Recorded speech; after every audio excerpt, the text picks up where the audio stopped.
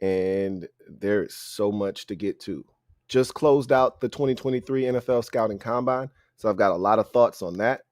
And in the draft overall as a whole, Derek Carr gets a massive deal with the New Orleans Saints. So the Saints now have the Carr keys. We'll talk about the 4-Carr landing in New Orleans and what impact that will have. Every time one of these types of moves happens, there's a domino effect that takes place in the offseason. I'll tell you what chain reaction is about to be set off after the Saints get their guy and what the fallout is for the rest of the teams that were in the Derek Carr sweepstakes. And then, could Lamar Jackson end up in Atlanta? We'll get to all those things and more here on the Louie T Network podcast that starts right about now.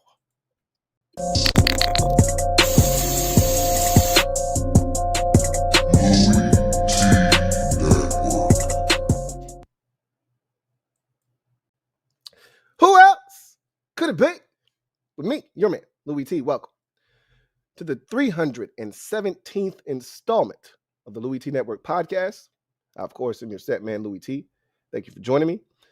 So, today is going to be a hell of a show because we've got a lot of topics to discuss, and I've been sitting on a couple of topics that I thought would be pertinent today. And it just so happens that Derek Carr makes a decision today. So kind of seamlessly transitions into one of the things that I wanted to talk about. Combine is in the books. So now this is when draft season for me officially begins. I know most people feel like once they go to Mobile and the Senior Bowl kicks off and one of those all-star games, those postseason games get underway, that's when the draft season really truly begins. For me, it's the Combine. Now, Mobile, the motto of the Senior Bowl is the draft starts in Mobile. That's probably more accurate. And for most people, that's probably where it starts. For me, this is where it starts. So I get a late start every year. So got a lot to talk about there. And this Lamar Jackson, Baltimore Ravens situation, I told you guys this once upon a time. This had a chance to get very ugly. And but my thoughts on that was it was going to get ugly next year, not this year, because the Ravens had the aid and the protection of the franchise tag. They were going to use it. But I didn't anticipate them using it in the manner that they may ultimately use it in. We'll discuss that a little bit later on in the show. So let's jump into the gem dropping session, shall we? I think we shall. Let me drop this gem on your melon. Open your mind. Let your conscience be free. You're now rolling with your man, Louie T double E.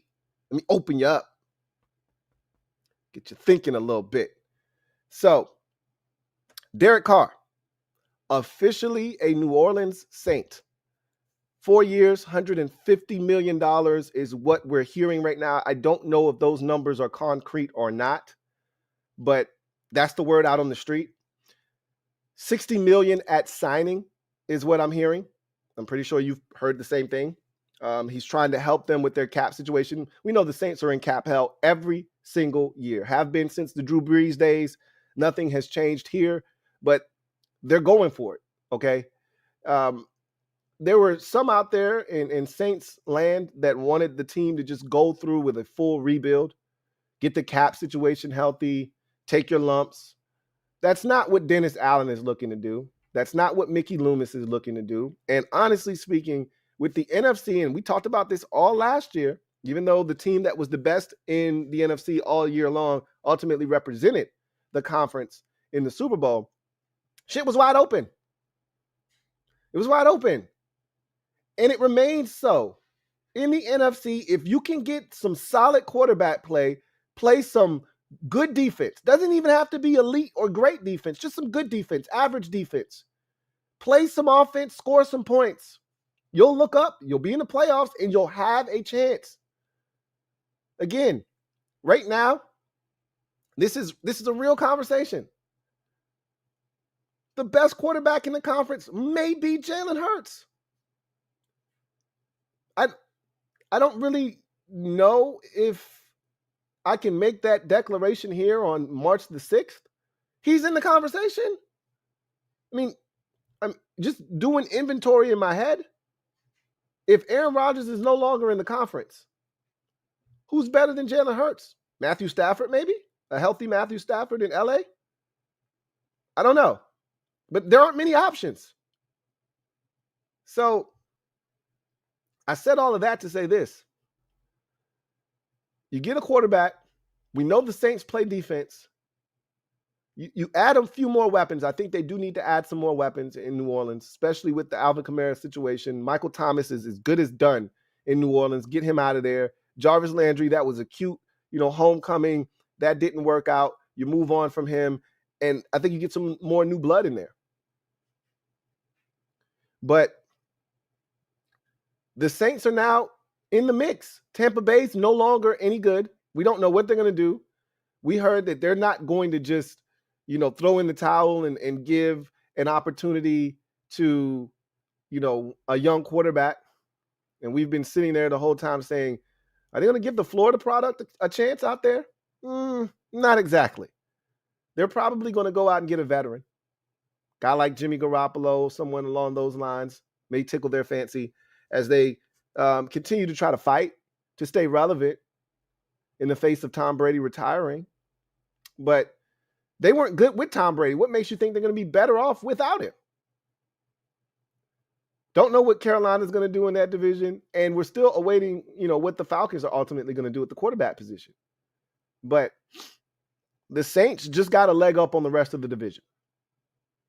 If they would have had Derek Carr last year, they would have won the division. So let's talk about what this means for New Orleans first. Then we'll talk about what this means for the rest of the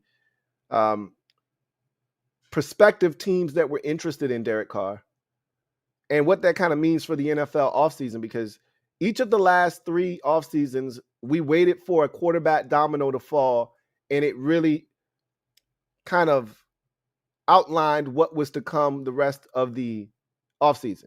Teams were making moves based off of what had already transpired. So for the Saints, as I just mentioned, it's a 4-year, $150 million deal. 60 of it is at signing, which allows them to keep his base extremely low because he's getting a ton of guaranteed money at signing. So, excuse me, doesn't need a ton of base salary when you're getting $60 million at signing, right? His numbers last year were the worst of his career since his rookie season. 61% completion percentage. It was roughly 60.8. 3,522 yards passing, 24 touchdowns, 14 interceptions. That's only in 15 games. He would have led the league in interceptions more likely than not had he played a full 17 game slate. So he was right up there among league leaders in picks. Probably throw in fumbles because Derek Carr will fumble the football as well. And he might have been up there in terms of, most turnovers of any quarterback in the league last season. However, Derek Carr is an upgrade over the mess that the Saints put out on the field last year at quarterback. And really, he's the best quarterback they've had since Drew Brees departed. And I would argue that Drew Brees' final season, when he could barely throw a 5-yard slant, when they lost to Tampa Bay in the playoffs the year the Buccaneers won the Super Bowl, he's better than that version of Drew Brees as well. So this is a massive upgrade at the quarterback position, the most important position in the league for a Saints team that is still a quality defense when healthy, and they're going to have to get healthy, but when healthy, they're still a load to deal with on the defensive side. The Superdome is still a tough place to go in and get a win, especially when they can score points, which I think this move will allow them to start scoring points again. Now, I talked about this already. They're going to need to go out and get more talent, but there is talent on that team. There is some talent on this team that I really do like. And I feel like they add 1 or 2 pieces and they could be a dangerous offense. So Jawan Johnson at tight end, I loved him coming out of Oregon, and I was waiting for what I saw from him last year. I just knew this guy was going to turn out to be a damn stud, and he is. He was their second leading receiver last season, catching everything, and at roughly 6'4", 6'5", he's a huge target, very athletic, former wide receiver. He's going to be a beast for them. Chris Olave showed everything that I thought he was going to be in his rookie season, why I was so smitten with him throughout the entire draft process, why I wanted my Commanders to take him if they were going to stay at 11, which they probably would have had they not traded back. The Saints knew that, came up and got him, and he was only the second best rookie receiver last year. You could argue the best, because I think he missed a couple of games last season.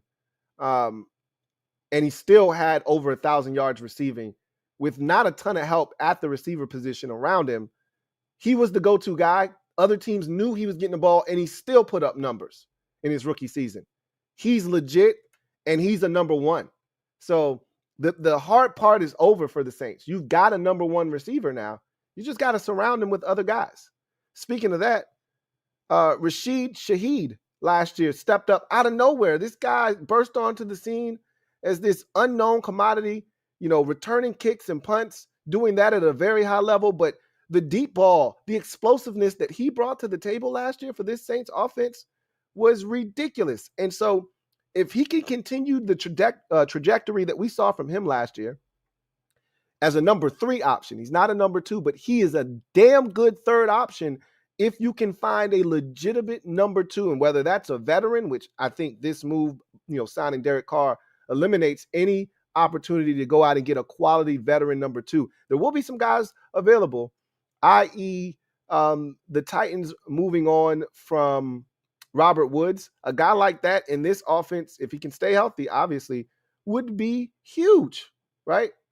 That's the kind of guy you're looking for. But if you can, this is not a great wide receiver draft.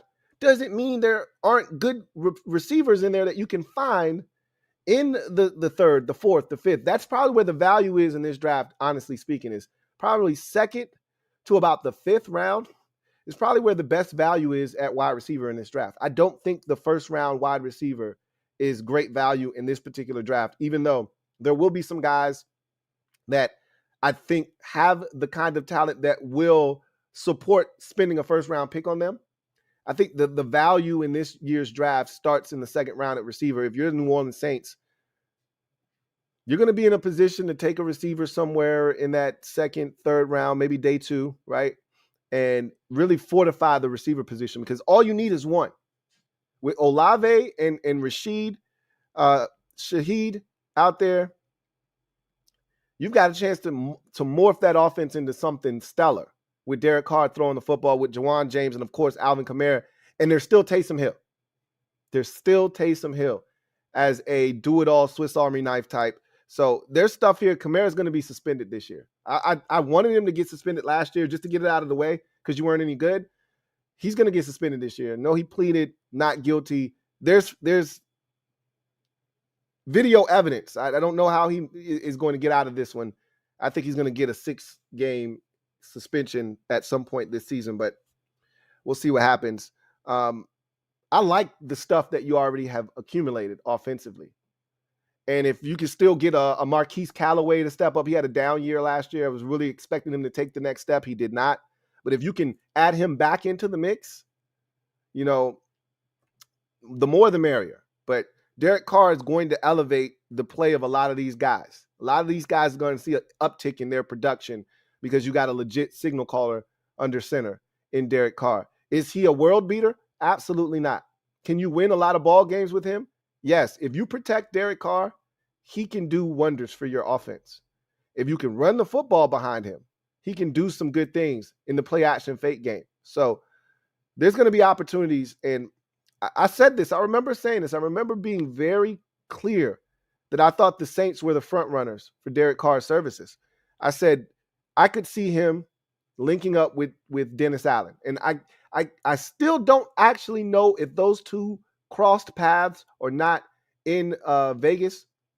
I feel like they did in Oakland/Vegas, and that's where the comfort was between the two. Like, I know DA, I know what he's about, I know what he expects, and I feel really comfortable, with that situation in New Orleans.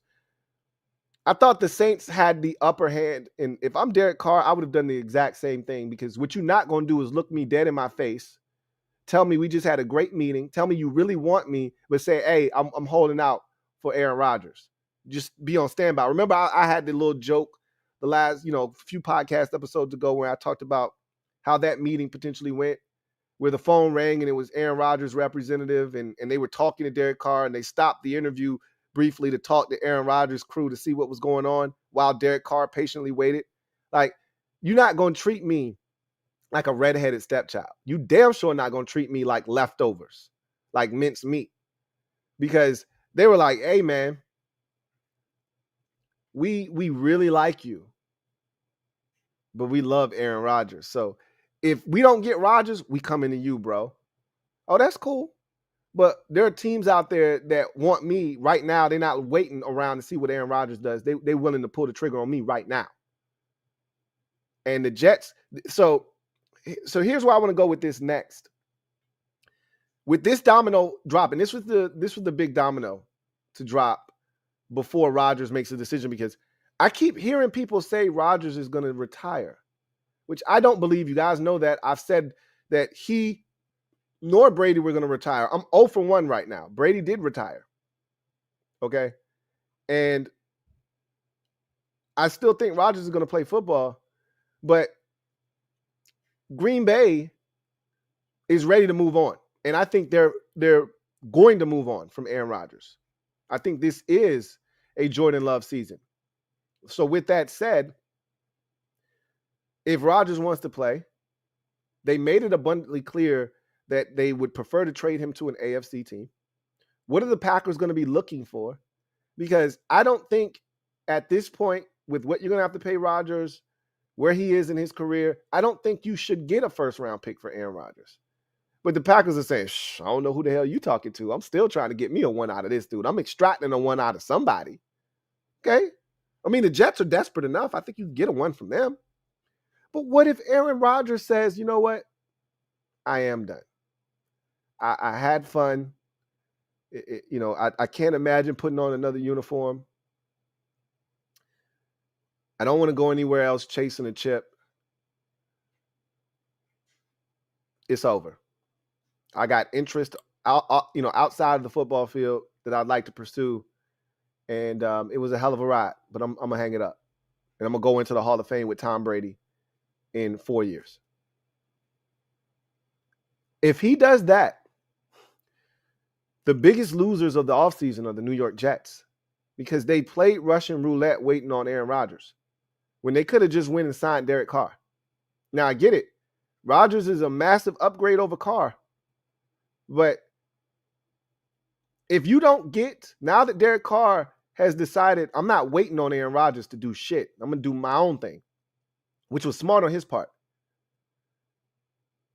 Now that he's made his decision, if Rodgers comes out and says, I'm done, the only recourse you have if you're the Jets, you can't go back. You cannot go back to Zach Wilson. That bridge is burned. Your owner came out and said, we are a veteran quarterback away from competing for a Super Bowl. That locker room has quit on that kid.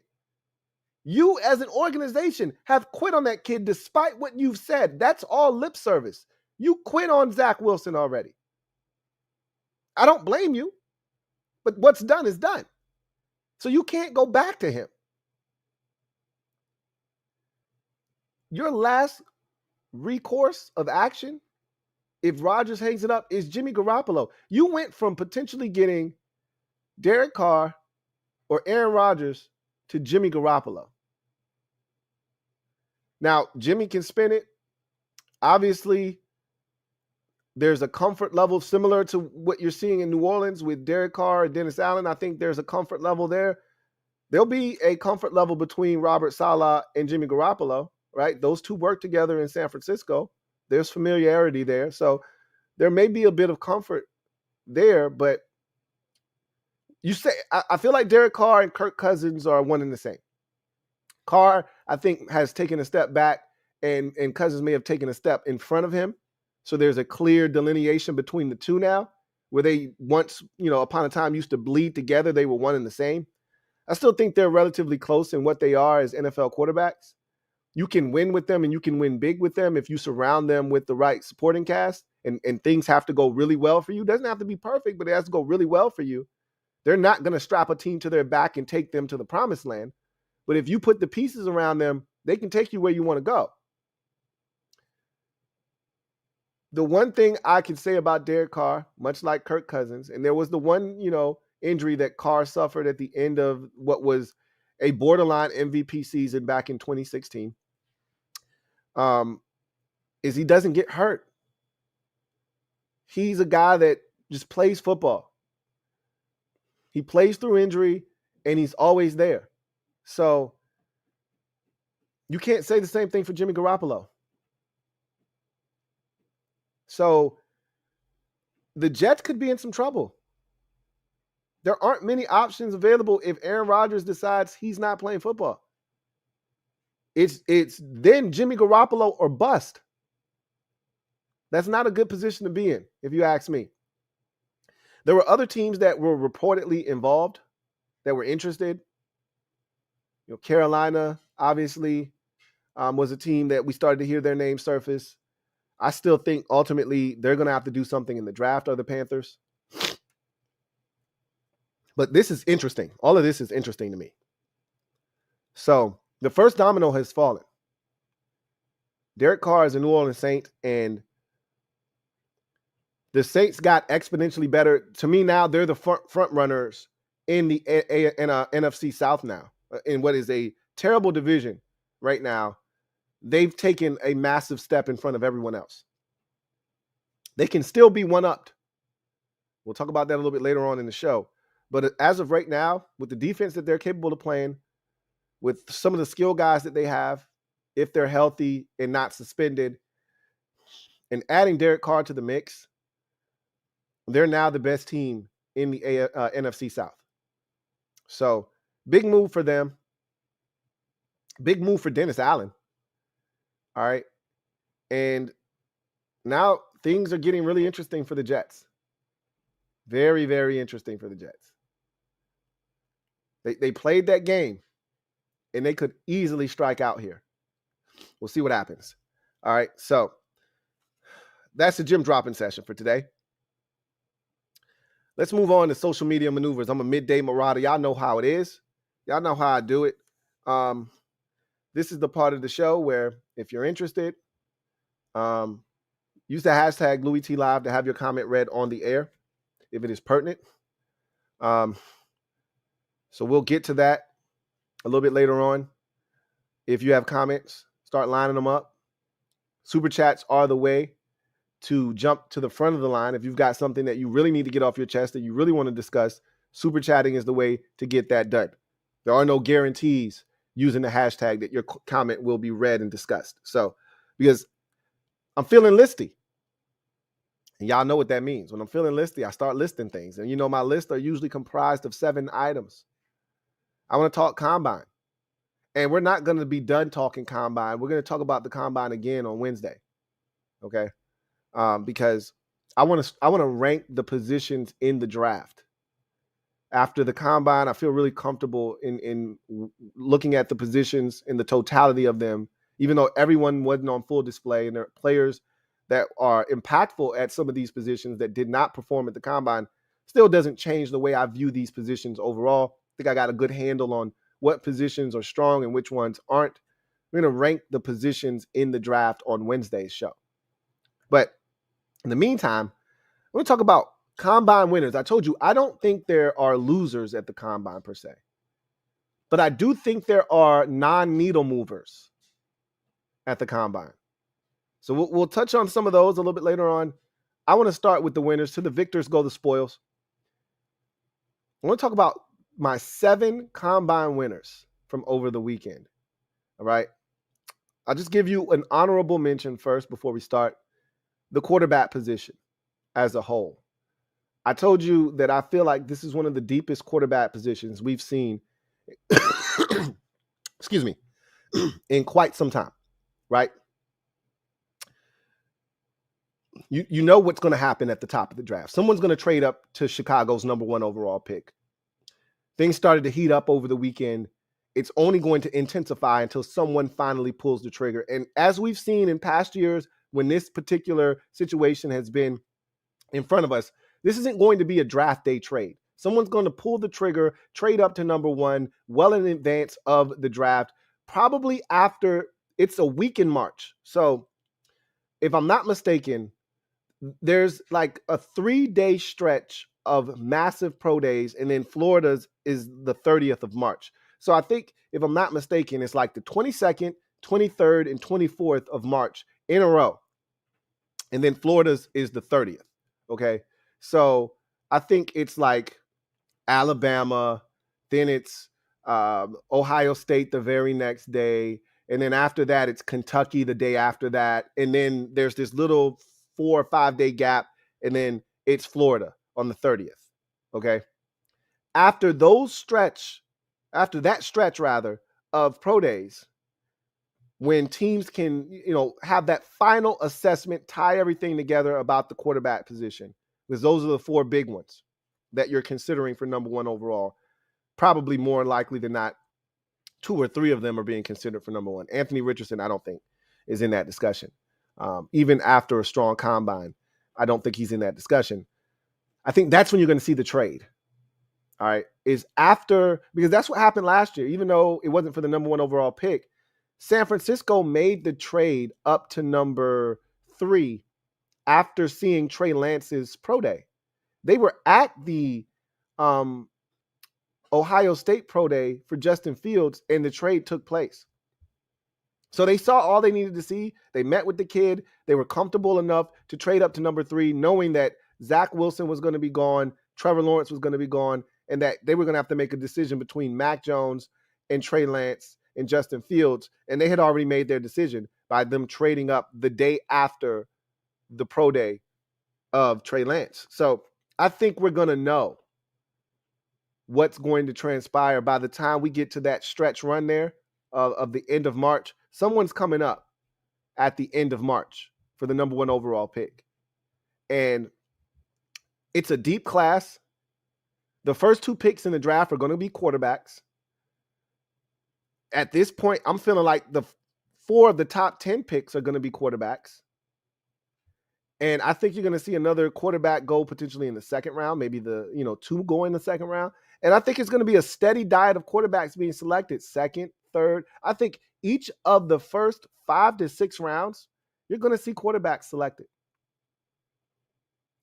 I think we're going to get upwards of 12 to 13 quarterbacks selected this year. I really feel that way. So, honorable mention, the quarterback position. Okay.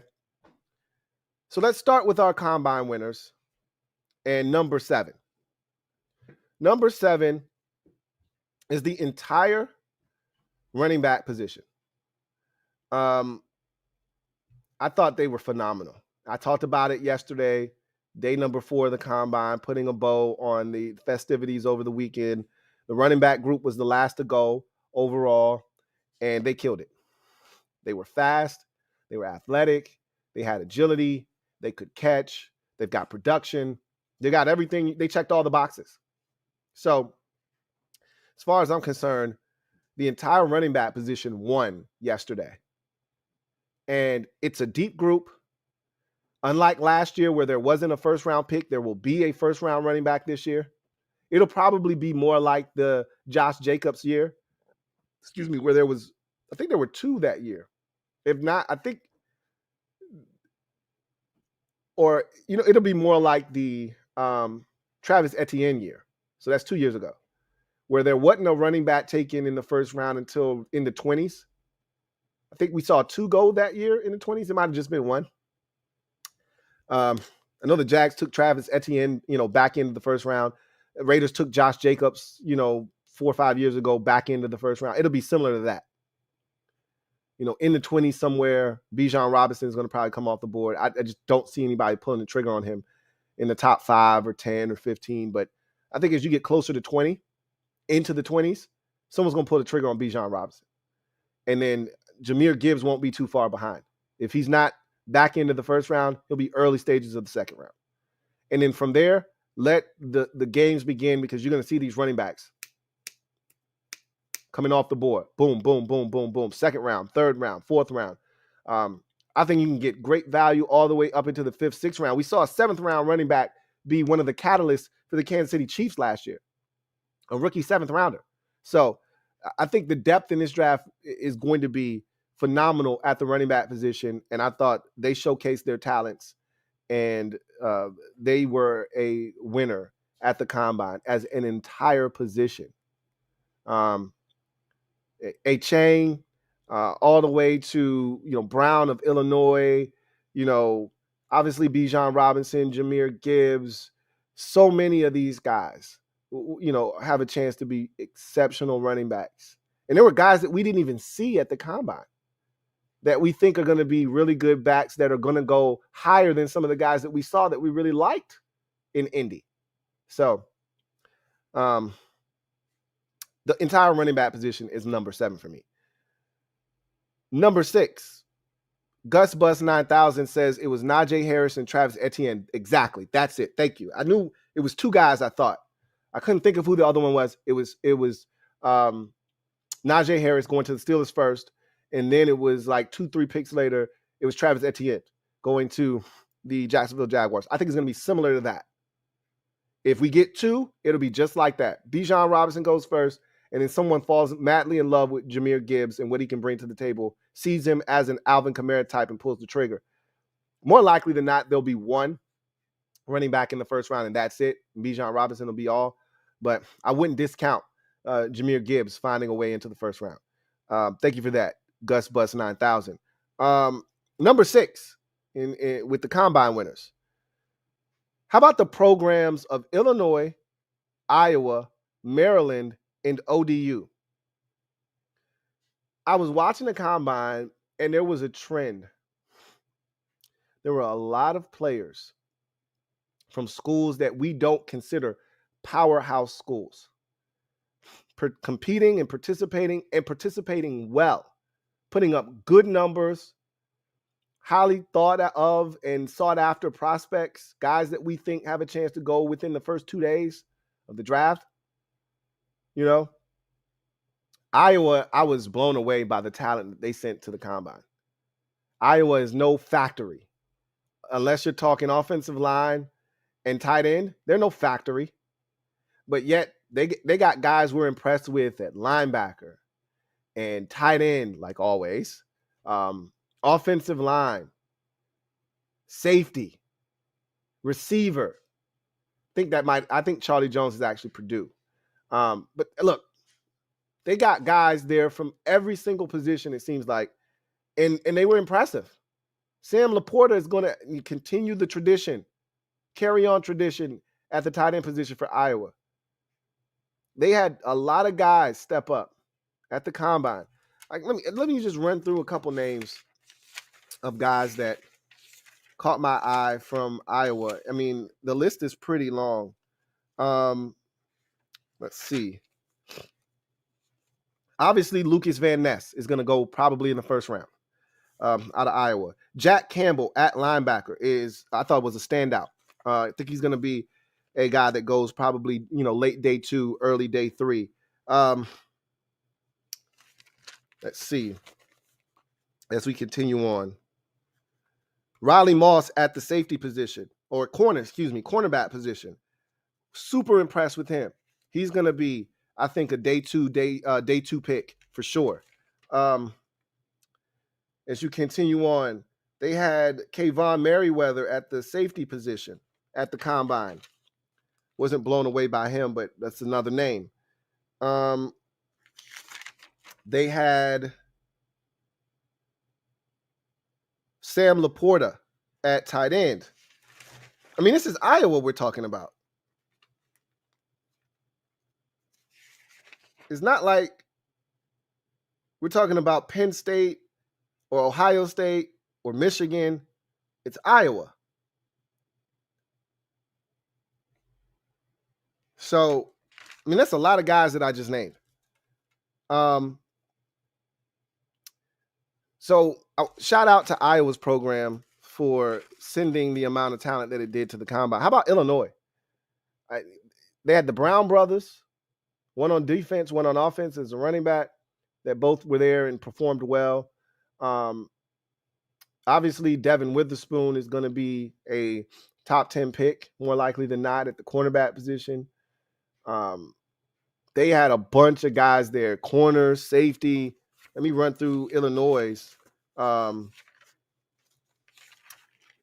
list of guys. They sent a ton of talent, man. I was impressed with Illinois. Let's see.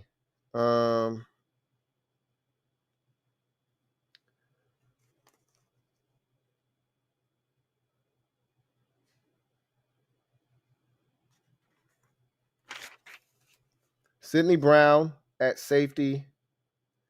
I feel like I'm missing somebody already that I didn't either I didn't write it down or I just skipped over their name. Because Brown, I'm going to say, was a defensive lineman or edge rusher out of Illinois. And I may have just overlooked him, or I might not have written him down. Just hard for me to believe. But anyway, maybe I didn't see him. But anyway, you got Brown, one of the two brothers. You got, Brown, that's him right there. Sidney Brown, safety. Okay, I was tripping. Sidney Brown there. You got Jatavius Martin, who actually lit up the combine at 5'11", 194, ran a 4.46, 44-inch vert, 11.1 broad. So you had a safety combo there. You had another Fighting Illini.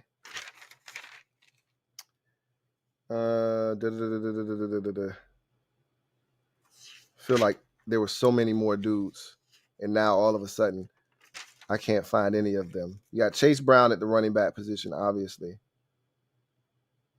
Take my word for it. There were a bunch of Fighting Illini there. I'm skimming my notes, and I probably skipped over 2 or 3 dudes, but they had a hell of a day, weekend rather. Maryland, and this was the one thing we knew when their coach took over from Alabama. Everyone said he can recruit. If nothing else, he's going to get the talent level to upgrade in Maryland. And that's what we've seen. And it was proof by all the guys that were there. They felt like Penn State did Maryland.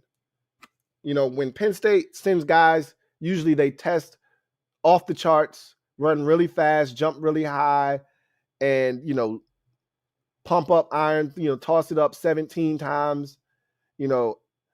Felt like Maryland sent a bunch of dudes, and all of them tested really well. The corners they were 2 of the fastest corners at the entire combine. They sent receivers, they sent a bunch of different positions, and they just kept coming and coming and coming. So shout out to Maryland. And then ODU, my alma mater. I was surprised at how many guys they had there.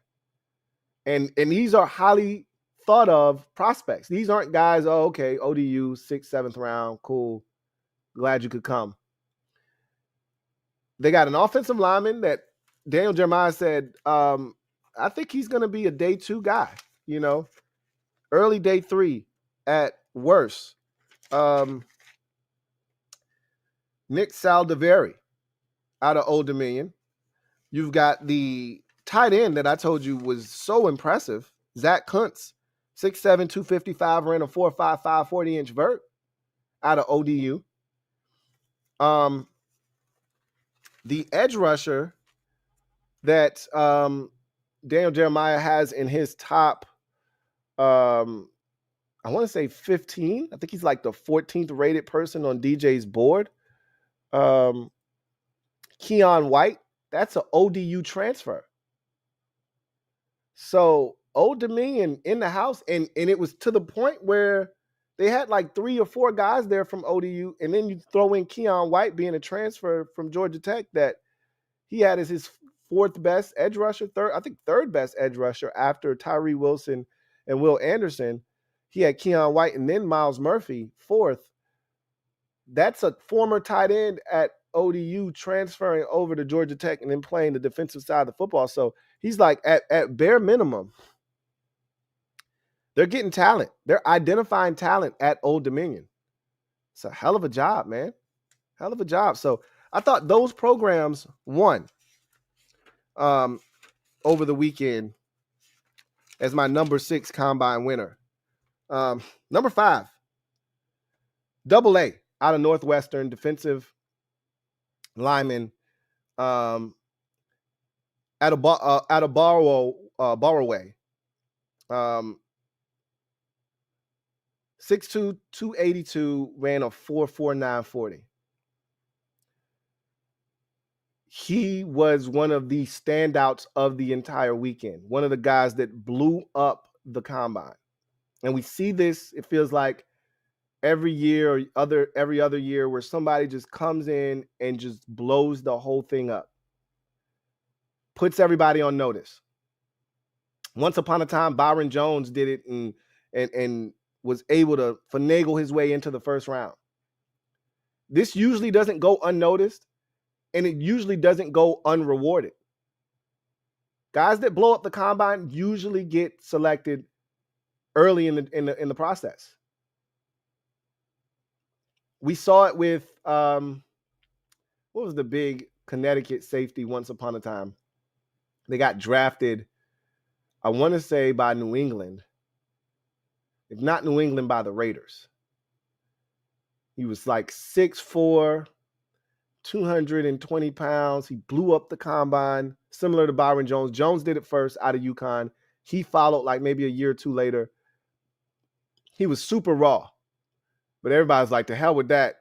That size, that length, that speed, we could do something with that. He got drafted, and he was just a workout warrior. Never cut it in the league. You work out the way that AA did out of Northwestern, someone's going to take a second look, and someone's going to pull the trigger on you. And from what I've heard, and I haven't seen it, he's actually got good tape. So you couple good tape with that kind of athleticism, someone's going to snatch this brother up in the second, third round. So he's a massive winner. I don't know what his draft stock looked like going into the combine. I know it went up. I know there's a green arrow next to his name. If he came in as a 4th rounder, he's now a 3rd rounder. If he came in as a 3rd rounder, probably a 2nd rounder now. If he came in as a 5th rounder, he's probably a 4th rounder. So good for him. AA, making things happen. Number 4, the entire tight end position. I can't express this enough. The tight end position was absolutely crazy on Saturday evening.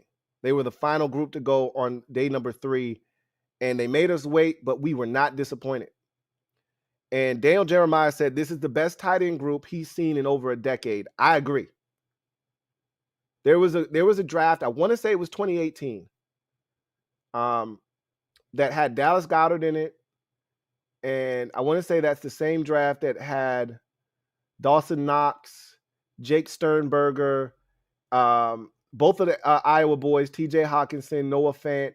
That draft was loaded at tight end. I want to say that was 18. Might have been 19. It's one of those 2 years.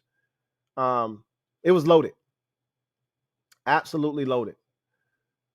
This draft is just as, if not more so, loaded than that draft. And I think that draft was more top heavy. And there was some quality, maybe after, 3rd round, maybe 4th, it stopped. And some of the guys that I thought, like Jay Sternberger, that was going to be really good, turned out to not be all that impactful. This draft, however, is different because there were guys in that draft that wanted no parts of blocking. Jay Sternberger wasn't a blocker. He was literally a detached,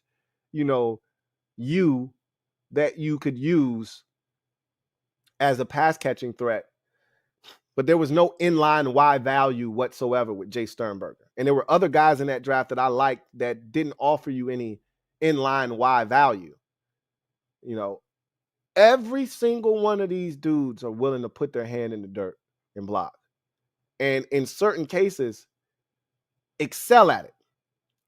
All of these guys are big.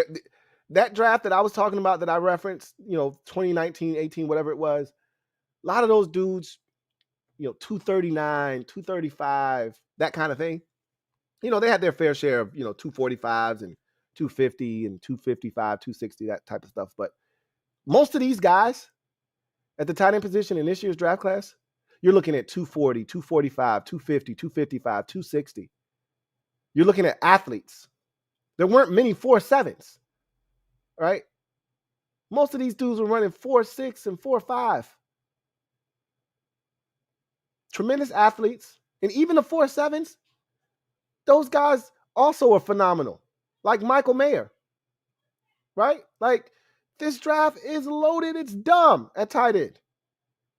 And to the point where Daniel Jeremiah said, look, I've got 2 first-round grade tight ends. I could see a third being in the first round. And I've piggybacked off of that. I don't think 3 will go in the first round, but I could see 3. He said 4, did DJ. He could see 4 sneaking a guy like Luke Musgrave into the first round. All right. I said, I don't think 4 are going to go. I could see 3. It'll probably more likely than not be 2, but I could see 3. I don't see 4, but I do see 8 in the first 2 rounds.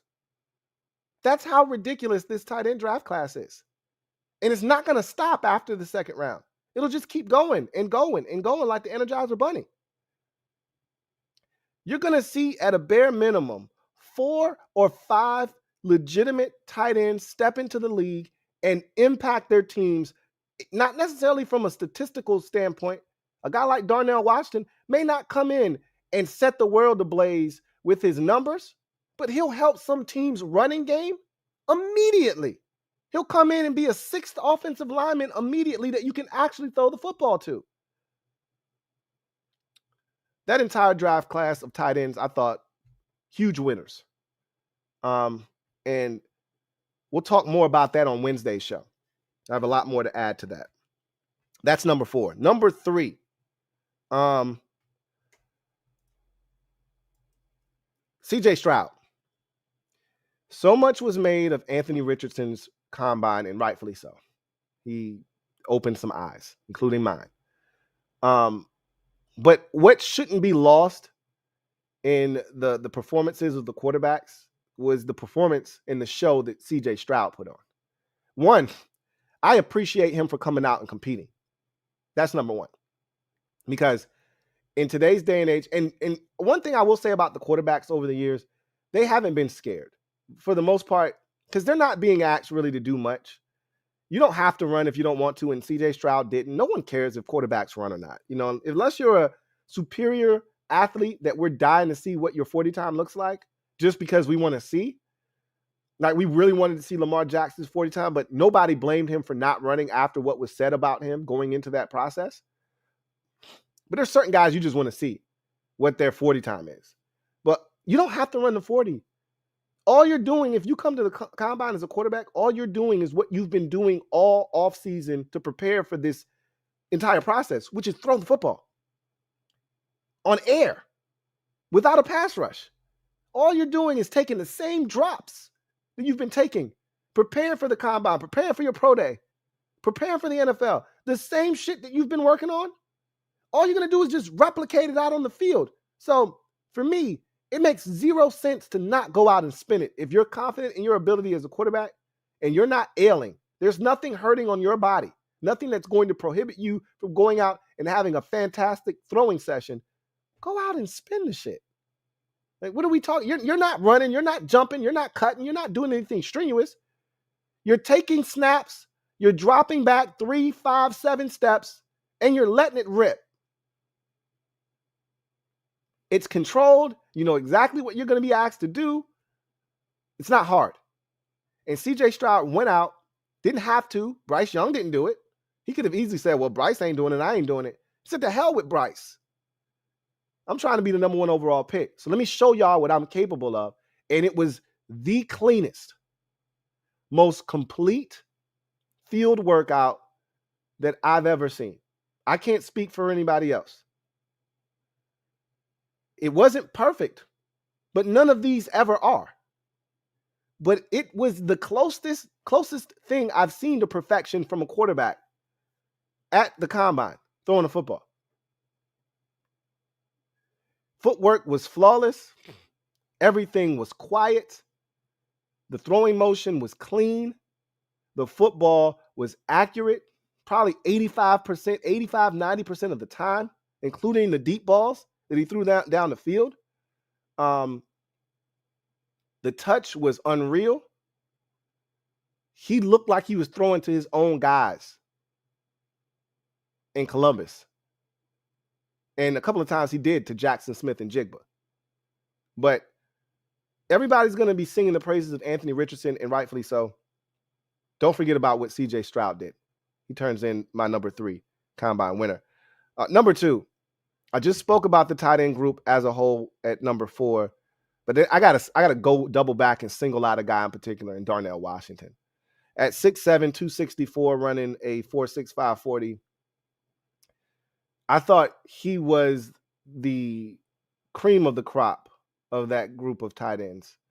And not to say that he deserves to be the first one taken. I'm still a Michael Mayer guy, because Michael Mayer can get it done in the blocking game, just like Darnell Washington can. But immediately, Michael Mayer can come in and impact your offense. And I don't know if, from a pass catching standpoint, rather. Whereas I don't know if Darnell Washington is ready to do that or not. Not to say that he can't, but I know Michael Mayer can. And also Dalton Kincaid, who we didn't see. I mean, the tight end position is loaded. We didn't even see Dalton Kincaid. He might be the first tight end off the board. He's the most smooth and easy mover. I watched so many Utah games. I watched him kill USC the first time and the second time. Darnell Washington, however, on the field amongst a tight end group that was spectacular, to me, stood out like a sore thumb. I've never seen anybody move the sled the way that he did with such ease. He ran around with great fluidity. He caught everything as the rest of his group did. And then there's a lasting image in your mind of day 3 of the combine and maybe the combine overall. And you can't end a show or a performance any better than he did with that fade route, one hand grab, corner of the end zone. You know, they simulated with cones, getting his feet down. I think one was out of bounds. Who gives a shit? Okay. If I'm telling the story and I'm passing the legend down, he got both feet in. Okay. Snatching it out of the air with one hand. Are you kidding me? Like that screams, hey, y'all, come and get me. Somebody come get me in the first round now. Stop bullshitting. I ain't gonna be here for long. Come get me. I heard you loud and clear, man. Somebody's coming to get your ass in the first round. When you tell a team, hey, I got an elite blocker, not a plus blocker, an elite run blocker, a guy with room to grow as a pass catcher who's an athlete with elite size, and a guy that can be a red zone dynamo, that's what the league's all about, creating mismatches. There's no bigger mismatch right now in this draft, potentially, than Darnell Washington. End of discussion. I thought his draft stock shot through the roof. Look, I think he was no worse than a second round pick going into the situation. There's a big difference between second round money and first round money. I think he might have just broke through that threshold and got himself some first round money. Darnell Washington's my number 2. Number 1 is easy. Before I get to it, we'll run down the other items first. Number 7, entire running back position. Number 6, The programs of Iowa, Illinois, Maryland, ODU, I thought they sent a ton of players to the combine. I think Illinois, they were talking about that, the amount of guys that they sent. And at one point, I think they were right up there with Ohio State and Michigan and all of those teams that, run in Penn State that run the Big Ten. From a talent perspective, they were right up there with them in terms of how many guys they sent to the combine. Maryland, ODU, these are programs that, really don't have the kind of talent that, again, these other programs, but they're on the rise. They're sending talent to the combine. Number 5, AA out of Northwestern. Defensive lineman, 6'2", 282, ran a 4.49, had a ridiculous vert and broad, blew up the combine. Movement skills were ridiculously off the charts. Wherever he was, add a round to that after the combine. Number 4, the entire tight end position was phenomenal. I think it's one of the deepest tight end classes we've seen in recent memory.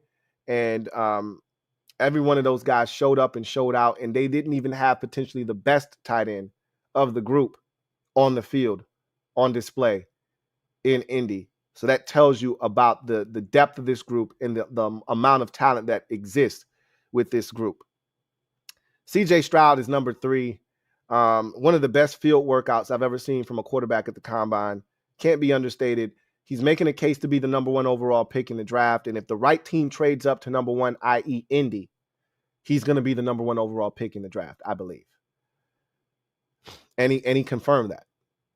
Number 2, Darnell Washington, tight end out of Georgia, 6'7", 265 or 264, ran a 4.65 40, destroyed the sled. Movement skills, ridiculously clean and smooth and easy. Caught everything, including a memorable, unforgettable one-hand snag out of the air to wrap up day number 3 of the combine on a fade route, which if you're a team that struggles in the red zone, how are you not goo goo gaga for a guy like Darnell Washington, where you can just split him out? I dare a team to put a poor helpless. They're hitting a linebacker in this league over 6'4". Okay. So at a bare minimum, somebody's at a 3-inch disadvantage. And that's assuming your linebacker 6'4", which I'm not going to assume. Most linebackers in the league are 6 feet, 6'1", no taller than 6'2". There aren't many Tremaine Edmonds running around on the football field, guys that are 6'4". Okay. Most guys come into the league and they're 6 feet, 6'1", 6'2", bare minimum, max. So he's going to have a 5 to 6, 7-inch advantage if they split out a backer. If they split out a safety, there aren't any 6'4" safeties in the league. None. There are no George Ilokas in the league anymore. Okay. There are no Taylor Mazes who are 6'3". Safeties are 6'2" or shorter at this point now. Okay. So again, I dare them to split out a safety on this kid who's 5'11", 6 feet. He might be able to jump out the gym. He still ain't 6'7". That's an unfair mismatch. And if I'm a team, I'm taking advantage of that as many times as I can when I get in the red zone. Worst case scenario, just throw a back shoulder fade. You can't get around that 6'7", 264-pound frame. Good luck. You're going to need it. Number 1 for me is Anthony Richardson, the quarterback out of Florida. I'm pretty sure you guys saw that one coming a mile away. He set out to go and make a statement at the combine to elevate his draft stock, to say to people who didn't believe, like myself, I'm Cam Newton Jr. with a chance to be Cam Newton plus 2.0. 6'4". I didn't think he was 244 pounds. I thought he was, we kept hearing Josh Allen and, these bigger quarterbacks. I'm like, oh, that's cool, but I don't think he's that big. I think he might weigh in at 231, something like that. But 244? That's Cam Newton status, right? I was swatting that comparison away. Get that shit out of here, man. He ain't Cam Newton. Cam's 6'5". I'm like, this kid's not 6'5". He's 6'2 and a half, 6'3", 6'4". Okay? So there's that. Cam's 6'5". They're in a big discrepancy there. Cam was roughly 247 pounds. He's 244. There's not a big discrepancy there. Cam had a can? None? Okay. Cam had a cannon. This kid has a cannon. Cam struggled with touch on the football. This kid doesn't. Cam wasn't running a 4.44, a Moses Malone. I think he ended up running a 4.43 when it was all said and done and officially clocked. I think it was a 4.43. Cam was a 4.5, guy. So, and I thought he threw the football well. Yeah, there were misses. There are always going to be misses. And there are reasons, the reasons that I wasn't fond of him. I saw some of that. He sprayed a couple of balls, short hopped a couple that skipped the guys. So, airmailed one here, skipped one there. Yeah, that's a part of the evaluation process. But he threw with really good touch. His deep balls were among the best of the day. Him and Stetson Bennett threw two of the most gorgeous deep balls. You get 3 of them usually. 2 out of their 3 were phenomenal. Dropped them in the bucket. And I thought his footwork, it wasn't great. It wasn't terrible, though. I wasn't expecting it to be as clean as it was. So I thought his footwork was better than Will Levis's. I thought he opened up his hips better than Will Levis did. So I was not blown away, but I was impressed. And I think everybody else was. And every year or every other year, there's a name that sets the combine a buzz, right? Anthony Richardson was the name this year. Everybody left talking about him, left in awe, felt like, man. And there are people that love this kid, would take him number 1 overall if they had a say-so in the matter. They don't. But that's not me. I liked what I saw. I still don't love him enough to put him ahead of either C.J. Stroud or Bryce Young. I'd take him before I took Will Levis. But Anthony Richardson, again, I remember at one point saying, this guy's not a first-round pick. I said that probably around December. That's not a first-round pick. I watched his entire season, the highs, the lows, the Kentucky game, the Georgia game. And I said, there was the Utah game, there was the LSU game that were, super impressive, but there were others as well. I'm like, he's not a first-round pick. And if he is, he's Lamar Jackson, 32nd pick overall. He's Teddy Bridgewater, 32nd pick overall. You trade back into the first round and you snag this kid. No way is he top half of the first round. No way is he top 10. Well, the combine, if he was on the outside of the top half of the first round looking in, he snuck in. If he was outside of the top 10, I think he's knocking on the door. I don't know if they're going to let him in or not. But I feel confident one of those teams heading like Carolina at 9, somebody's going to open the damn door and let him in.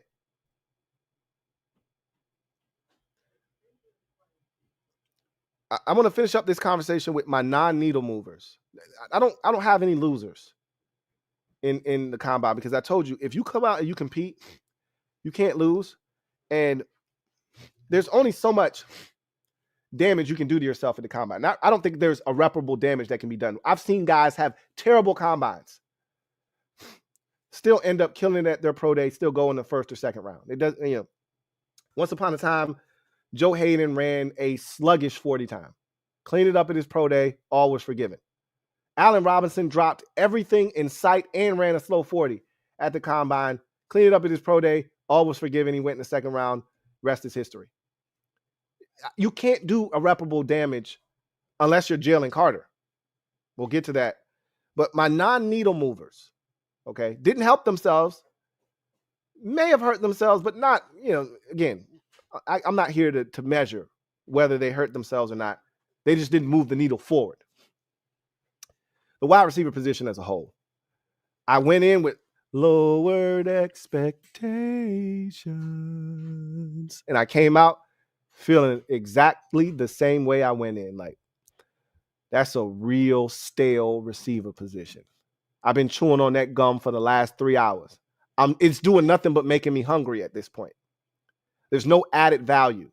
I don't love this group of receivers. So much so, and Daniel Jeremiah backed me up by saying, he talked about the tight end position and how they could potentially get 4 in there. Talked about the quarterback position and some of the other positions. The reason that you can start pushing up some of these other positions into the first round is because somebody's got to pay. Someone's got to take a step back. It's the receiver position. Usually we got 5, 6. How many receivers went in the first round last year? 6?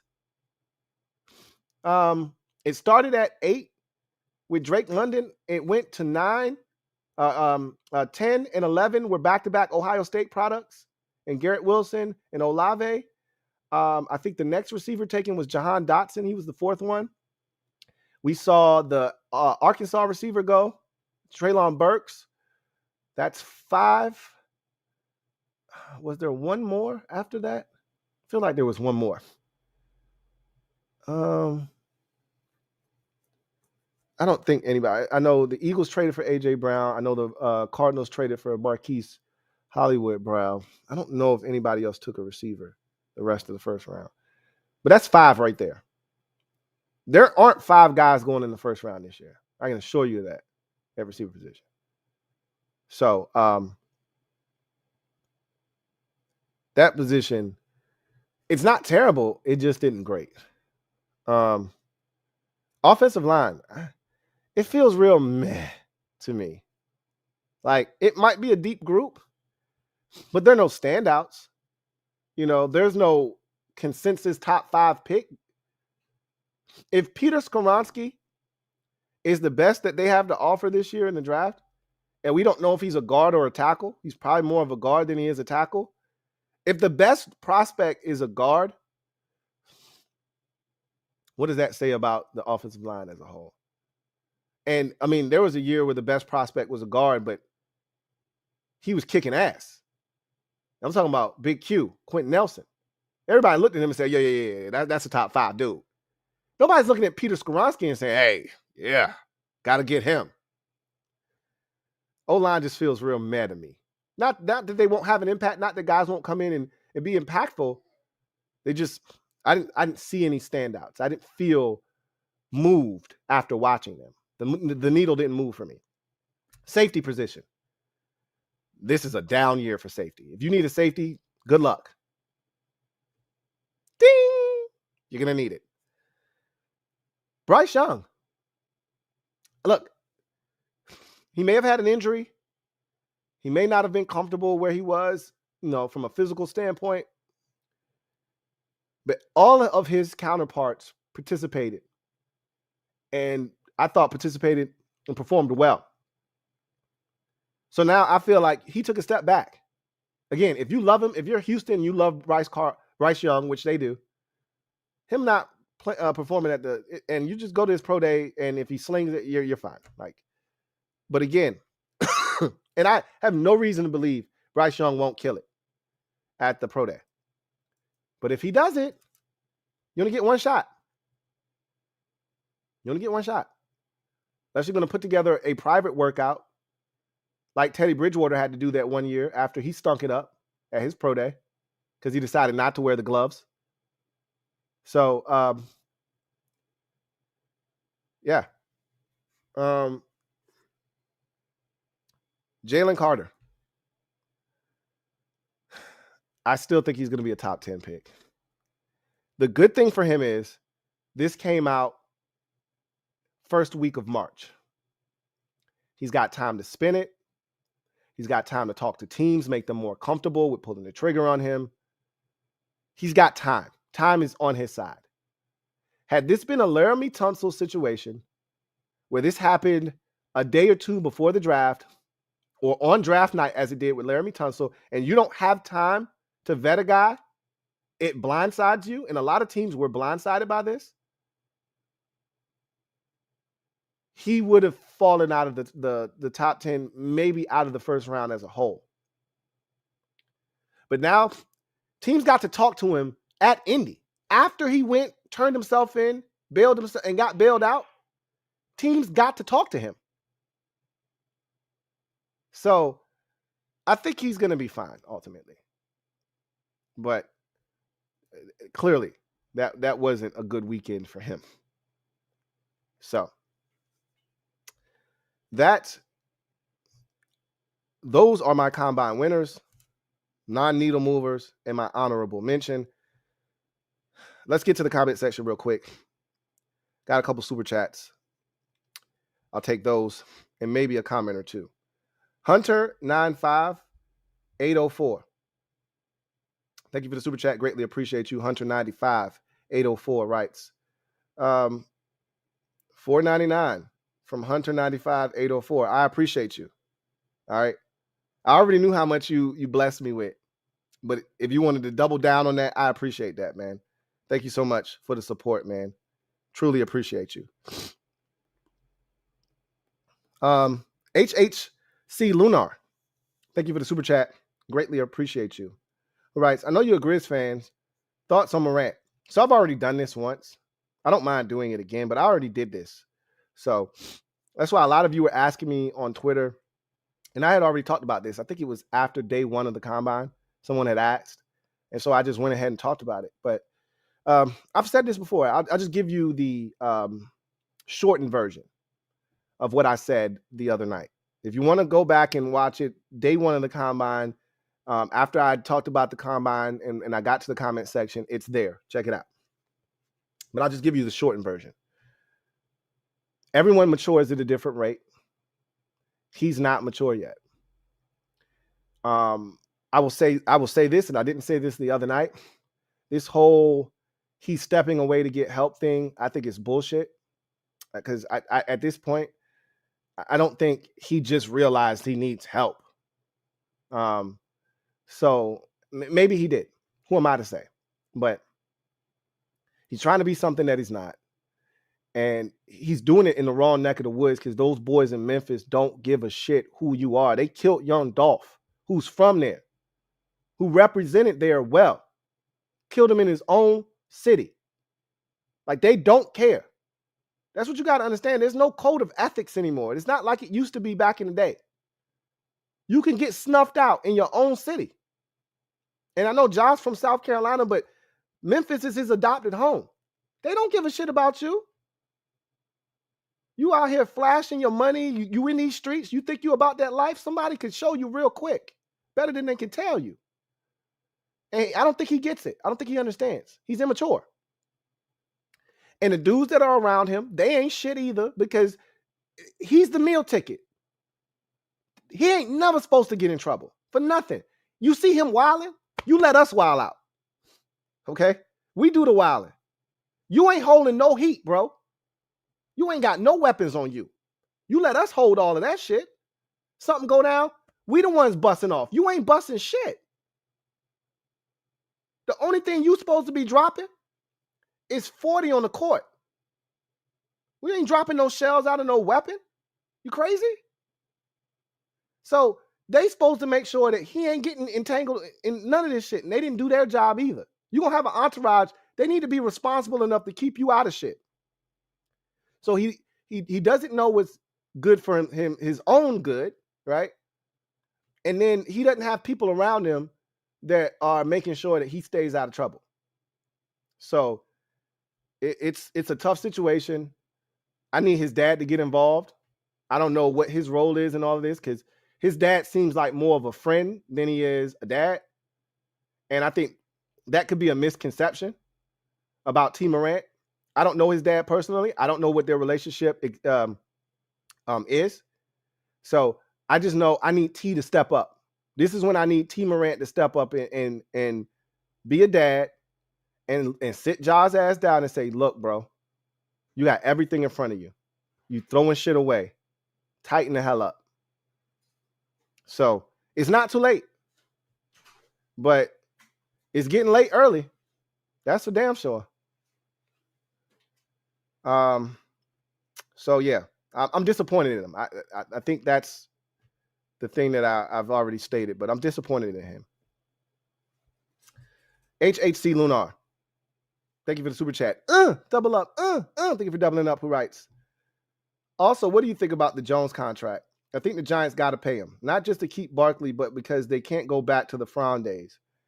So they're going to keep Daniel Jones, whether that's at the expense of Saquon Barkley by having to franchise tag him, or they find a way to reach a deal and that allows them to hold on to Saquon Barkley via the franchise tag. They're going to keep Daniel Jones because this is the one thing you can't do in this league. You can't be without a quarterback.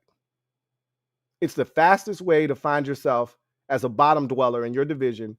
It's the fastest way to be frustrated as a fan, as an organization, because if your defense is playing well, if you've got solid skill players, but your quarterback position sucks, you're going to win. You're going to max out at 7 or 8 wins. We can't get any higher than that with average to below average quarterback play. So the Giants aren't looking to go back. Jones showed them last year what he could do with no talent around. There was nothing. The cupboard was completely bare. And he got them to the playoffs and won a playoff game. So they've seen enough. They're not going to let him walk. And this discussion was being had yesterday on the combine. But there's no mid-tier contract. That's the problem with the quarterback position now. Once upon a time, there was an Andy Dalton, Colin Kaepernick level of contract. A Ryan Tannehill. There was a bridge contract. You were, low tier bridge starter, Andy Dalton, Ryan Fitzpatrick, Teddy Bridgewater. There was those deals, right? Guy that'll get you through a season, elite backup, that sort of thing. Then there was mid-tier quarterback, solid starter, Andy Dalton, when he was in Cincinnati, Colin Kaepernick, those guys, right? Solid starter, Ryan Tannehill, win you some football games, Alex Smith, those kind of guys. You're not going to win a Super Bowl with these dudes, though. Mid-tier contract. And then there were the elite guys, the Drew Breeses, the Tom Bradys, the Aaron Rodgers, the Ben Roethlisbergers, the guys who were making, the elite change in the league. With the new cap and with the changing NFL climate, all that's bled together. There's still that fringe starter bridge quarterback contract, that 1 year, $11 million, or 1 year, $10 million can get up to 15 with incentives. For Jacoby Brissett, guys like that, Tyrod Taylor, the 2 year, $17 million contract, that still exists. But there is no mid-tier contract. You go straight to the top, 40, 45, 50. All right. Daniel Jones is going to, at a bare minimum, make $40 million. I think he's looking for 45. What are they going to do? They're going to have to acquiesce. Maybe it's not 45. Maybe you meet him midway and it's 42 and a half a year. But they're going to pay him some good money. And they're going to be people screaming, he's not worth it. Well, what's the alternative? Because you could go back to the quarterback wilderness if you'd like. But I can tell you right now, from experience, it ain't safe, it ain't safe, it ain't safe, it ain't safe. Them streets ain't safe. All right? Don't do it. Wouldn't be prudent. So they're going to do something. That number's going to be in the 40s. I assure you that. Whether he gets the franchise tag or they get the long-term deal done, he's getting broke off.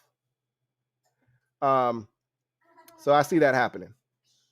Let's see. Got a super chat here from Dejan Bell. Thank you for the super chat. Greatly appreciate you. Dejan writes, have we ever had a player with the last name Washington in our team history? Yeah, we have. I think we've had 2 or 3 with the last name Washington in the organization. So he wouldn't be the first if he were taken by Washington, but he's not going to be. But yes, we've had Washington in Washington before. Joe Washington is the first one that jumps off, the top of my dome. And I'm pretty sure if we went through the list, there are probably 2 or 3 more dudes that had the name Washington. Abel with a good one. Marcus Washington, one of my favorite edge rushers of the last 25 years for Washington. So, yeah, we've definitely had Washington. Let's see. B-Hat, thank you for the super chat. Thank you for the super chat. Greatly appreciate you. My guy, B-Hat, writes, do you think Anthony Richardson hype is just a smokescreen? I feel like he's definitely a top 5 QB in this draft, but definitely not top 3. So here's what you have to take into consideration. Could it be a smokescreen for some teams? Absolutely. It's lion season. Take everything with a grain of salt. However, understand that after the first two, after CJ Stroud, and for some, Will Levis may be in this conversation for number 2 or 3. But after CJ Stroud and Bryce Young, there isn't a lock 3. Will Levis isn't a lock at 3. That's where I would probably insert Anthony Richardson because of his upside, because of his ceiling, right? That's what people are taking into consideration, is he can do things that no other quarterback in this draft class can do. Now, again, his floor may be way lower than CJ Stroud and Bryce Young. And I think Will Levis's floor is just as low as Anthony Richardson's, but his ceiling is nowhere near as high. So I think that's why you would see people elevate him to number 3. In my case, that's why I would do it. But he's not going past 3, right? He's not penetrating the top 2. But it's his ability to run, to impact the game. We saw what Jalen Hurts' legs bring to the table and how that can impact the game. And it's not like he's the first guy to ever do that. We saw how Cam Newton's legs impacted him. We've seen Lamar Jackson's legs and how he's impacted, the Ravens' success and what he's been able to do in the league since coming in. We saw Michael Vick once a time, Randall Cunningham, Fran Tarkenton. We can go all the way back in the time machine. Like, this isn't a new thing. But the way that the league has rallied around and built offenses around these quarterbacks is a new thing, okay? And if you can build an offense around the skill set of an Anthony Richardson, we saw what Justin Fields did last year as a runner and how that opened up things for him as a passer. And he just needs more talent, but he also needs to be more accurate. But what he did as a runner, we've never seen in this league in a stretch like that, in a confined stretch. Man was rushing for like 170 yards, seemed like every week. I think he had like a 4-game stretch where he had like 600 yards rushing at quarterback. We don't see that. So you take what these guys are able to do in this league now, and you look at how the game is changing and evolving, and you got to say to yourself, oh my God, why can't Anthony Richardson have an opportunity to change the game? And so I think that's a real thing. There may be some smoke screening going on. Trust me, you know how that works. But understand that that hype is real. That's not. I don't think that it's a smoke screen. The hype is real surrounding him.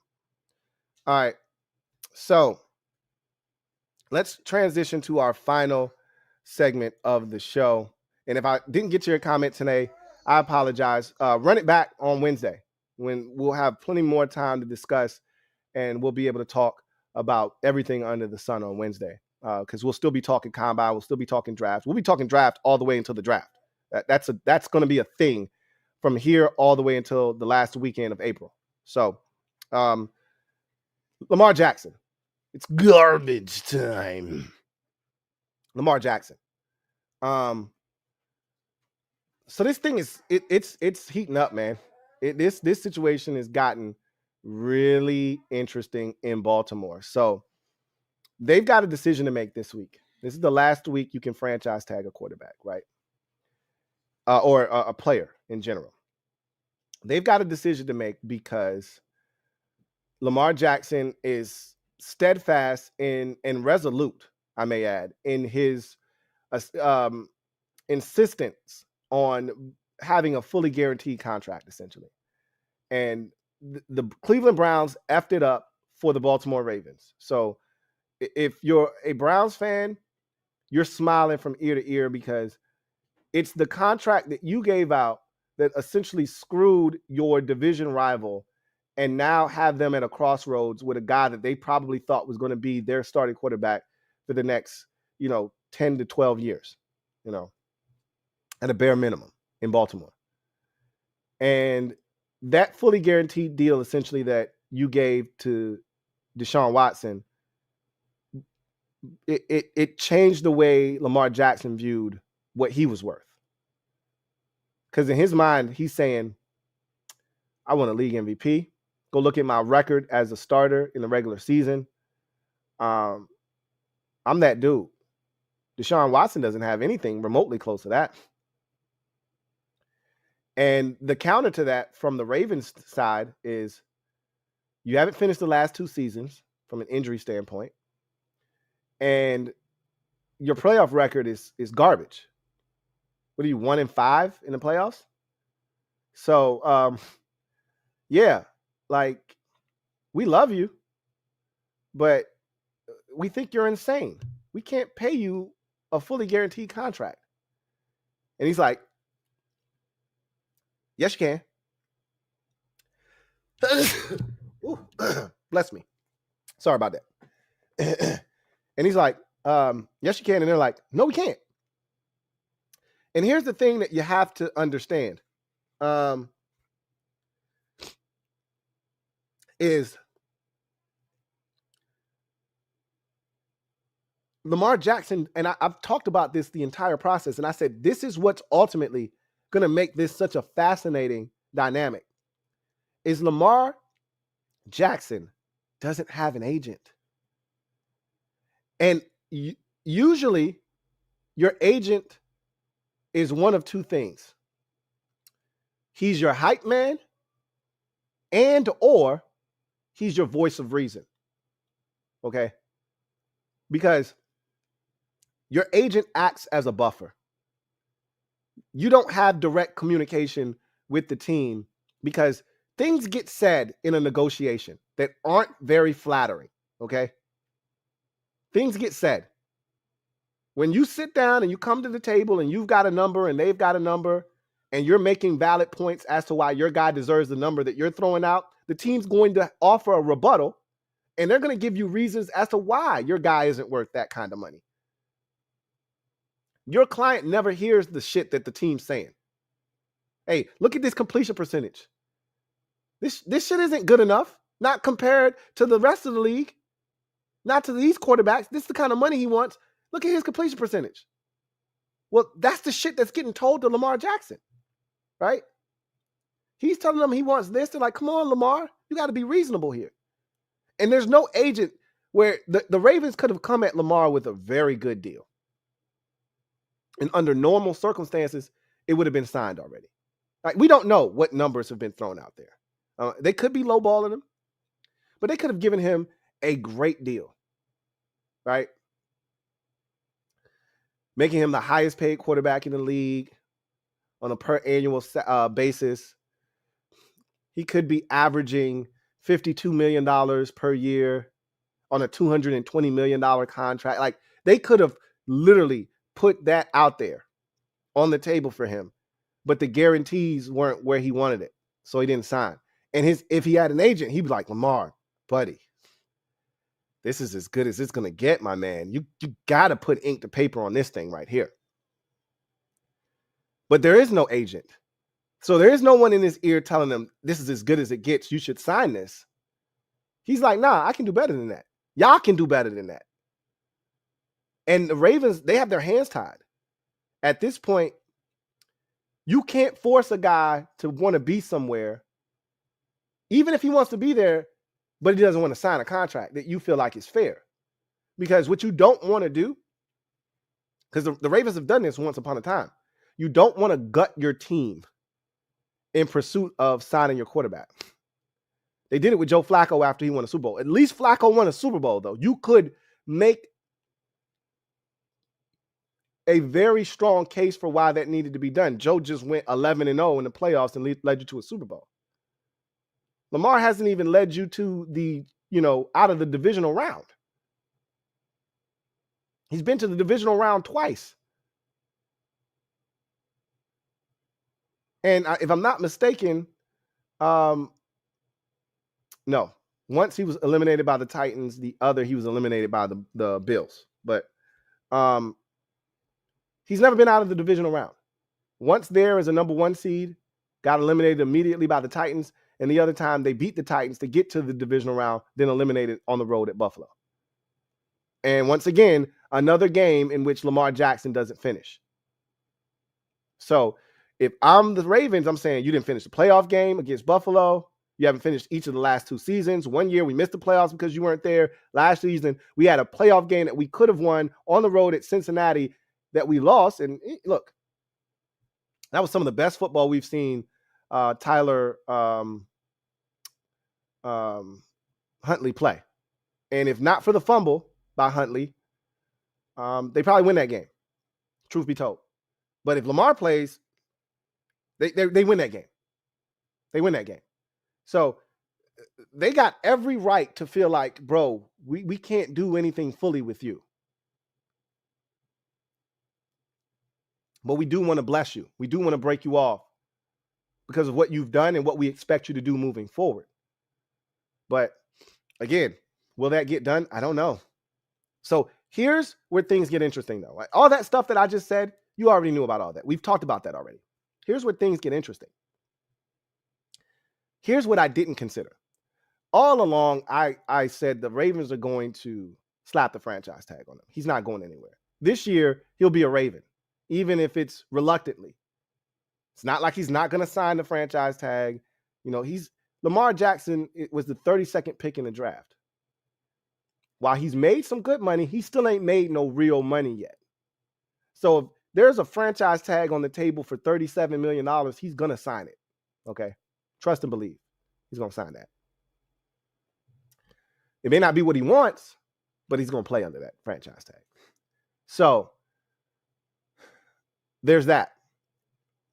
I thought that we would cross this bridge potentially next year. And I started to kind of convince myself that a guy like Anthony Richardson could be in play for the Ravens. You know, because I didn't think he was going top 10, top 15. Thought he'd be there for the Ravens in the 20s. That's no longer the case. If they want him, they got to trade up. So that's out the window because I said, if you're Baltimore, you trade Lamar Jackson to one of these teams, potentially in the top 10, and then you can just replace him with Anthony Richardson. Cheaper contract. You can build the roster around him. He can do the same thing that Lamar Jackson can do. And you just keep the party going because you've built your offense around a mobile quarterback. So Anthony Richardson would just fit in like hand in glove. However, Anthony Richardson is not Lamar Jackson. And thus, there would be a dilemma there. But if you can't get something done with Lamar and you see this as the only recourse, you got to do what you got to do. But I didn't think we would get to that point till next year because you got the franchise tag. The Ravens said, yeah, we do have the franchise tag, but you thinking about the exclusive franchise tag where no one else can sign him to an offer sheet and we have the right of first refusal. And if we don't decide to, match that deal, we get 2 first-round picks. You thinking about the exclusive joint where can't nobody talk to him but us. How about we throw this non-exclusive franchise tag on his ass, allow him to go out there and fish for a deal that he thinks he's worthy of. If he gets it and we think that's a quality deal, we can match this shit and we got him. It's really a good way of determining market value for a player because you never really know what someone's worth, and what another team is willing to pay until you allow a guy to hit the market. Most teams aren't willing to take that risk, and rightfully so, because all it takes is one team to go above and beyond the call of duty for you to be like, hey, that shit's too rich for my blood. You out.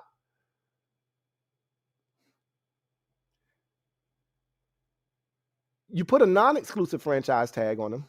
That gets you 2 first-round picks if you don't match the deal. You get to see what somebody else is worth, willing to pay him.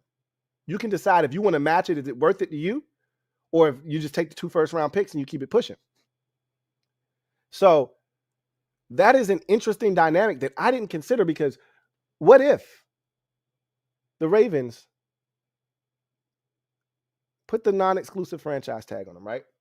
What if they do this? They put the non-exclusive on them. The Atlanta Falcons come calling. Atlanta Falcons have the second most cap space available in 2023 behind the Bears, who have ridiculous amounts of cap space, over $100 million of cap space for the Bears, which is why everybody thinks they're going to go ape shit this year in free agency, in the draft, and XYZ to really fortify that football team around Justin Fields. Falcons have over $70 million of cap space. They're not far behind. They are, but they aren't. They can get a deal done with Lamar Jackson if they so choose. The 2 first-round picks, who gives a shit? If I can fortify, I just want you to think about something. And the Falcons, so the one name that kept coming up in Indy about where Lamar Jackson would land if he were to be moved from Baltimore was Atlanta. And I didn't even know that until I started doing my homework on this, because I thought about what team makes the most sense. I just want you to visualize. And if your team played against Atlanta, then you can visualize this yourself. But if you didn't play against Atlanta last year and you have no idea what they're doing out there, I can paint the picture for you. My Washington Commanders played against the Atlanta Falcons last year. They essentially ran a spread offense. Spread your ass out. Marcus Mariota was running the read option. They were running the shit out of the football. They had like 4 dudes with over 500 yards rushing on the season. I don't know where they ended up ranking in terms of rush offense on the season, but they had to be pretty high on the damn list. They put together an ironclad offense around Marcus Mariota and his skill set, and it almost netted them a playoff berth.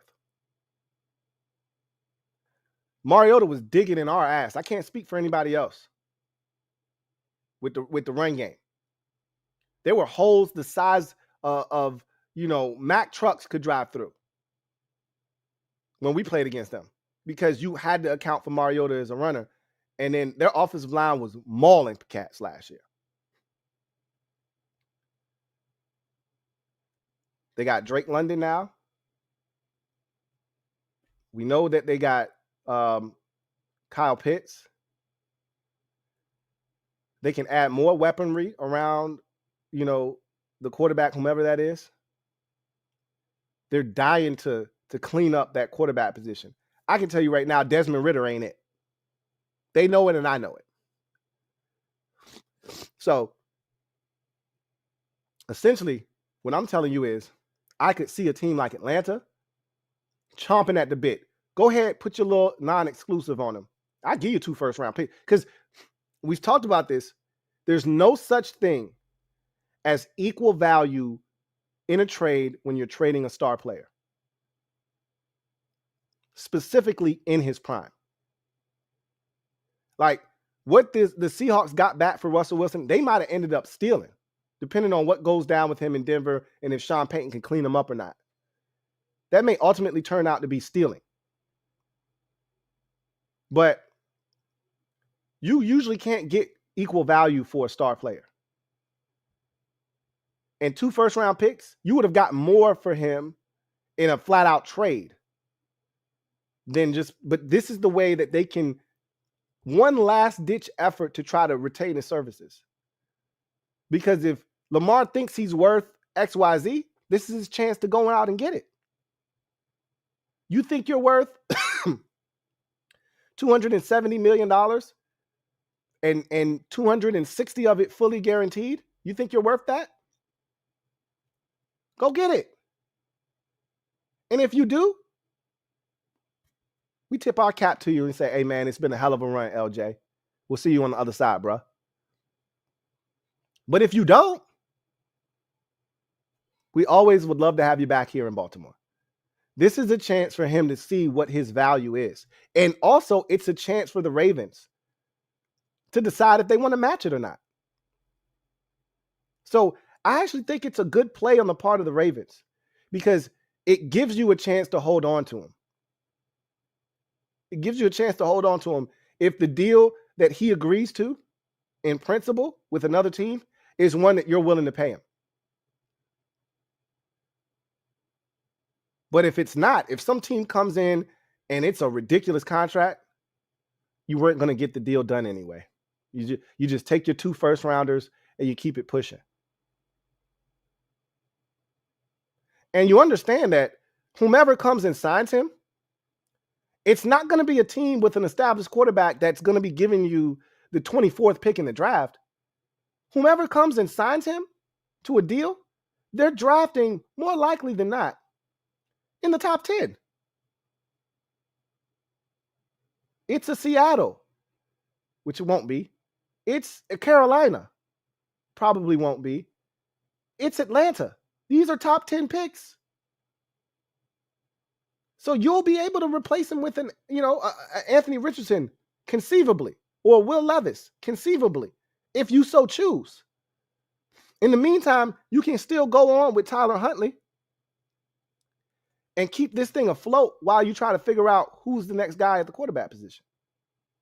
If it's not this year, then next year, you take the one that you got, your one, you package up those 2 ones, you throw in another one the following year, and you go up and you get Caleb Williams if that's what it takes.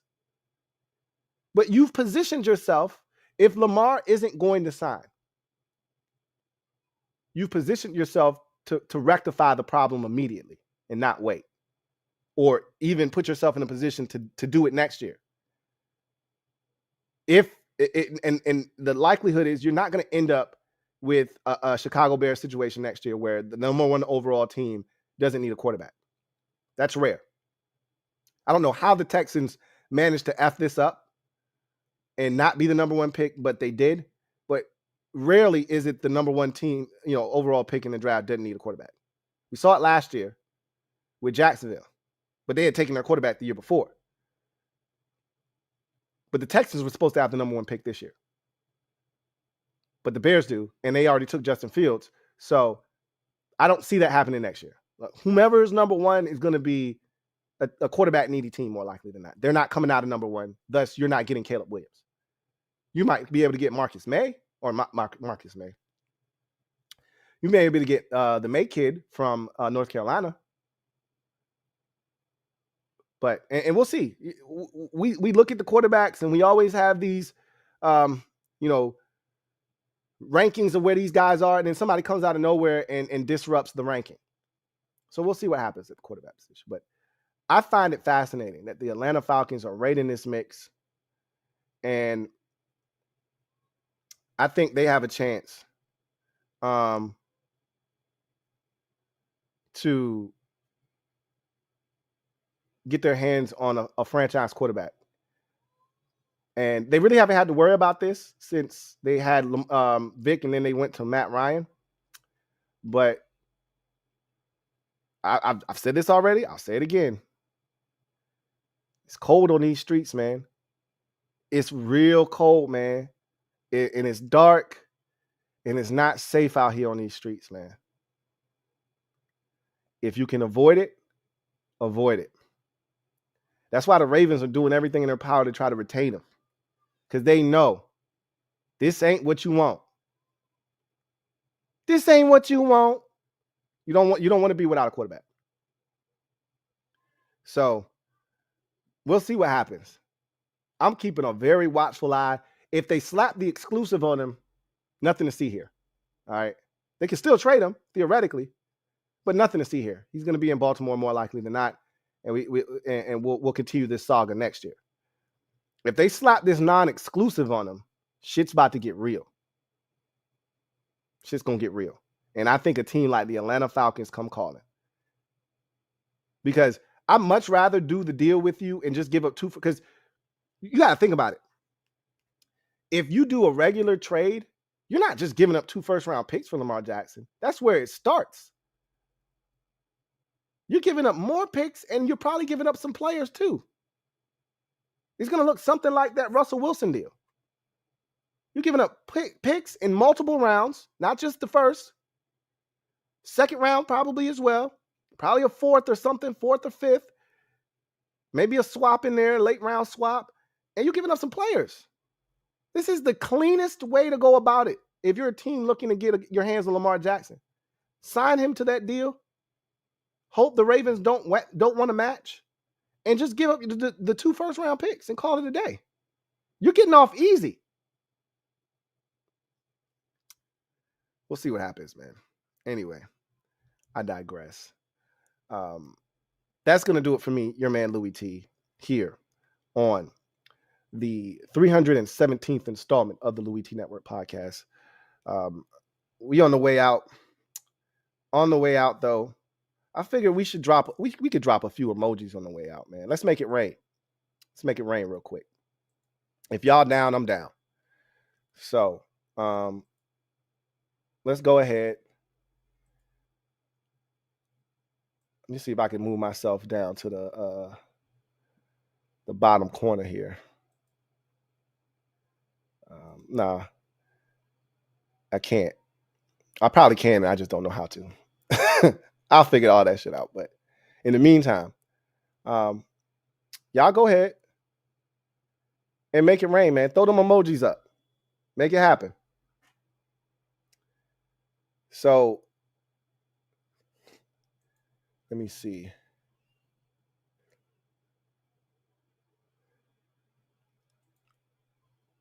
I ain't seeing no emojis falling yet. Oh, you know why? Duh. I got to turn it on first. Ha! All right. Let the raining begin, man. Let's do it. There we go. Fire. Hundreds. Got some beer in there. Y'all make it rain, man. Let's do it up real quick on the way out. Couple of drinks. I had a few of those over the weekend, man. Some juice boxes. There we go with the foolishness, with the eggplants, pineapples, a little soup, little tea. I think we had some tea today. A little Lipton's. I call it Lipton's. I leave the tea for the females, man. I'm drinking Lipton's. Got some cocktails in here. Footballs. Some praises emojis. A little money. That might be for Lamar right there, that money. A couple bands in here. That's for Lamar. Somebody doing their nails. A couple bombs. A little music in there. A couple dogs. Some champagne. We popping champagne. We got guns and shit. Y'all remember that. We got guns and shit. Cherry Squad, what up? Y'all in the building. Y'all know what it is. All right. Really appreciate y'all participating and making it rain on the kid on the way out. I look forward to chopping it up with y'all. On Wednesday, we'll be back for another installment of the Louie T Network podcast. If you're a Washington fan, I think I'm going to have something for y'all tomorrow, so stay tuned. Kaylee Ringo is up next in the Draft Prospects 101 series, so I'll jump on him, hopefully get that one out tomorrow. But we in the building now. We live, and we making it rain here on the Louie T Network podcast. I was waiting on the nuts. I knew they were coming eventually. There they are. They go to Cherries. Cherry Squad, what up? Stand up. Y'all know what it is. Mob, we in the building. Stand up. Anyway, that's going to do it for me, your man Louie T, here on the 317th installment of the Louie T Network podcast. You guys, have a good one. Take care. God bless. And good night.